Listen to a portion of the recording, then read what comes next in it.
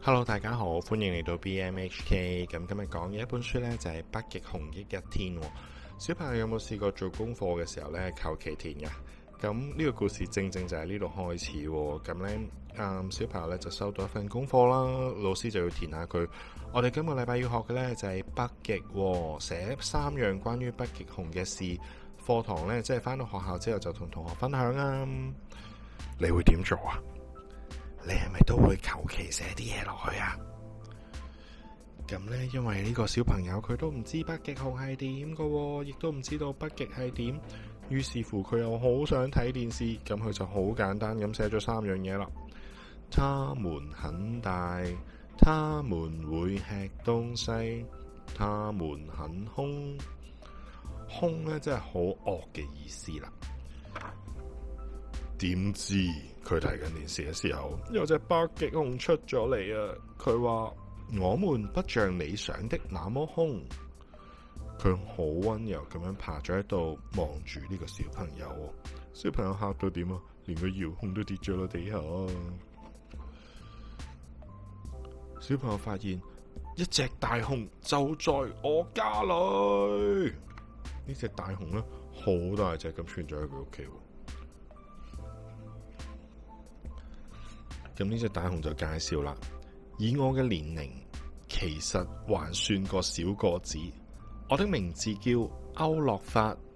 呢隻熊仔原來叫歐洛法，佢嚟講呢，喺北極熊嚟講，佢都仲係一個細路仔嚟嘅啫。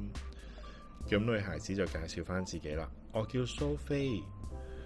蘇菲，你想不想去看看我住的地方？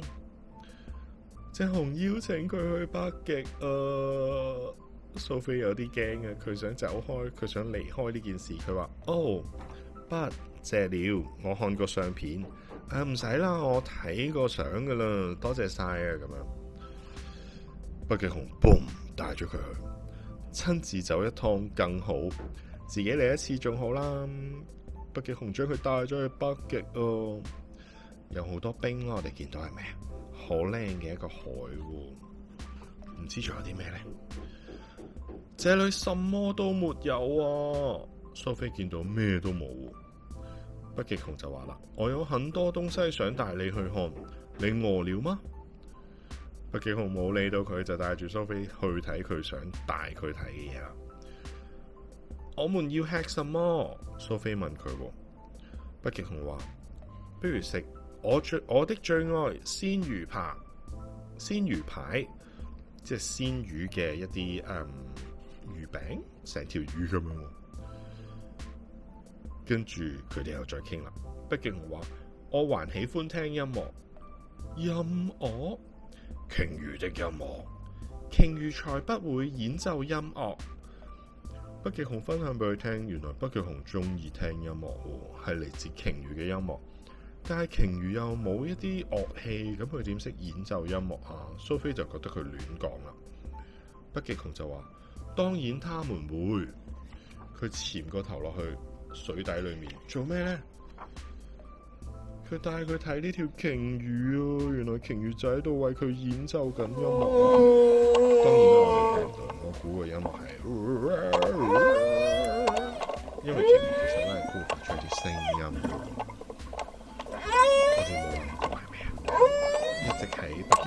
一直喺北極生活嘅北極熊，佢就知道啦。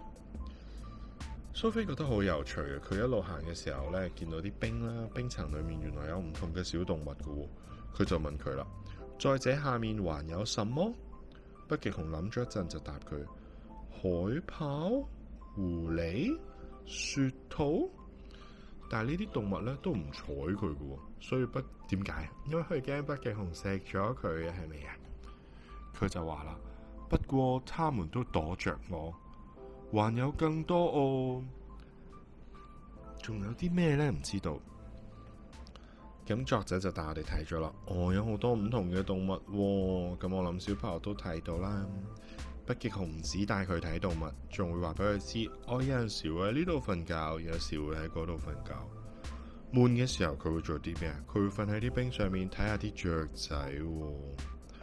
蘇菲似乎呢同熊仔做咗好朋友啦，係咪啊？你哋都想有個咁嘅好朋友係咪啊？北極熊一路行嘅時候呢，佢又再同蘇菲講啦。有時我會望見自己是野雁，好似隻雀仔咁樣。佢哋玩上滑梯啊，係冰做嘅上滑梯係咪？boom 跌咗落水。北極熊話俾佢知，但係野雁可不會這樣做喎。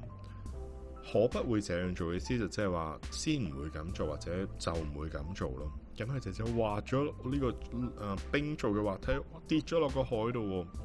不過呢度我要提小朋友，如果喺咁凍嘅水呢，我哋就唔好跌落水度啦，好容易會病啦，甚至會有更嚴重嘅事嘅。咁北極熊就呢個故事啦，當然佢會咁做啦。佢哋就揈翻晒乾身咯，啲水就揈乾咗，係咪？但係如果喺現實咁凍嘅環境呢，人係揈唔到乾嘅，仲可能會結冰嘅。你件衫玩到攰會點啊？就好似蘇菲同北極熊咁，係咪啊？就會攬住一齊啦，取暖啦，然之後就瞓覺咯。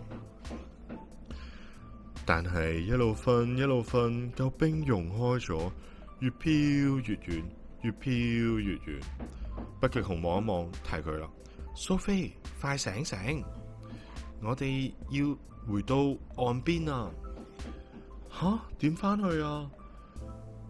北極熊一路游，記唔記得北極熊叫咩名啊？佢叫歐洛法喎，係咪啊？佢哋希望游，但係游咗好耐都游唔到喎。北極熊歐洛法好攰咯。北極熊話：不過我哋冇其他辦法返去咯。蘇菲突然之間諗到一個方法。佢潛咗入個海裏面，做啲咩呢？小朋友，如果你係佢，你會做啲咩啊？佢唱歌啊！佢唱翻鯨魚嘅歌喎。我唱得好難聽，對唔住啊！希望你唱得好聽啲，可以話俾我知點唱啦。喺呢個時候唱完之後，睇唔睇到條鯨魚啊？鯨魚出現咗，接住歐洛法咧同埋蘇菲游翻去岸邊。北極熊問佢：真的太神奇了，蘇菲，你什麼時候學會說鯨魚的語言啊？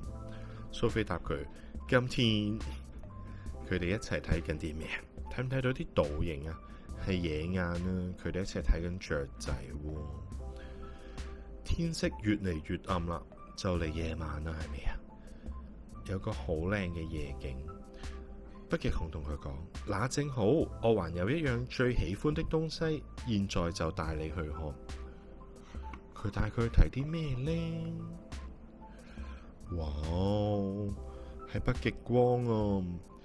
因為太陽嘅一啲陽光啦，喺北極呢個地方咧轉化咗做另一樣嘢，咁令到個天有夜晚嘅時候咧有5顏6色嘅光，好多人咧都係去北極睇呢樣嘢嘅。蘇菲覺得好精彩，蘇菲同歐洛法講：我要把你的故事告訴大家。跟住北極熊都同佢講：蘇菲，我也要把你的故事告訴大家。佢哋都覺得今日好精彩啊！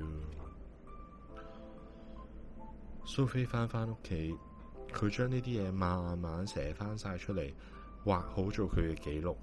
佢希望同大家分享，係咪啊？作者寫返啦，呢個故仔佢諗得好精彩嘅原因呢，係因為有一個響度啦，佢去咗冰島 Iceland 嘅時候呢，有個叫做 Sonori 嘅人啦，同佢分享呢啲知識，佢都好想將呢啲故事呢同大家分享。咁當然啦，你係唔會無啦啦就遇到歐洛法啦。但係如果我哋認真去了解嘅話呢，我哋會發現呢個世界有好多嘢其實好有趣，包括咗我哋書本嘅知識。咁都係啦，如果你好中意呢個故仔呢，你聽完之後好想呢，我都覺得你係應該自己去睇一次呢本書嘅。繪本係一個好有趣嘅世界，你打開嘅時候會見到唔同嘅畫啦，去投入去裏面啦，你會睇到更多我睇唔到嘅細節。希望你都會留言啦，話俾我知你睇到啲咩有趣嘅嘢咯。咁今日就講到呢度啦。咁記得留言啦，同埋 follow 我哋 BMHK。拜拜。